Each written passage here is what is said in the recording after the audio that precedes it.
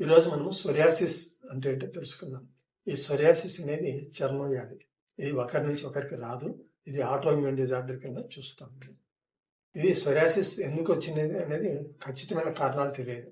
కానీ mental stress వల్ల వస్తుందని మనకు అనుభవపూర్వకంగా తెలుస్తుంది అనమాట. ఇవి ఎట్లా ఉంటాయంటే అన్ని బిందులు దీంట్లో రకరకాలు ఉంటాయి. ఈ సోరియాసిస్లో దీంట్లో ఎన్ని రకాలు అంటే పస్చులర్ సోరియాసిస్ అంటే చీము వస్తుంది, పుల్ల మాదిరి పడి కొంతమందికి ఇది పస్చులర్ సోరియాసిస్ అంటాం. తర్వాత నమ్యులర్ సోరియాసిస్, ఇది బిల్లలుగా రౌండ్గా వస్తుంది చర్మం పైన. దానిపైన సిల్వర్ ప్లేట్స్ మాదిరి ఉంటాయి అన్నమాట.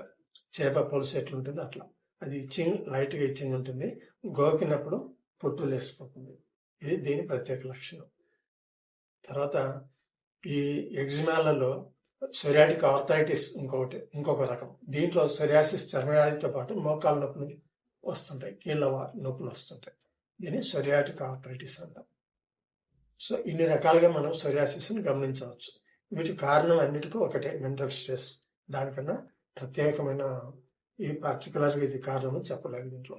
ఎందుకంటే ఇది ఆటోఇమ్యూన్ డిజార్డర్ అని చెప్పుకున్నాం కాబట్టి శరీరంలోనే వస్తుంది. ఇది ఇంకొకరికి రాదు. ఎవరైనా షేక్ హ్యాండ్ ఇచ్చినా, తగిలినా, లేదంటే వాళ్ళ ప్లేట్స్లో తిన్నా, వాళ్ళ బట్టలు తగిలినా వచ్చే జబ్బైతే కాదు. అంటే వాళ్ళ శరీరంలోనే వాళ్ళకు డెవలప్ అవుతుంది. దీనికి హోమియోపతిలోనే మంచి మందులు ఉన్నాయి.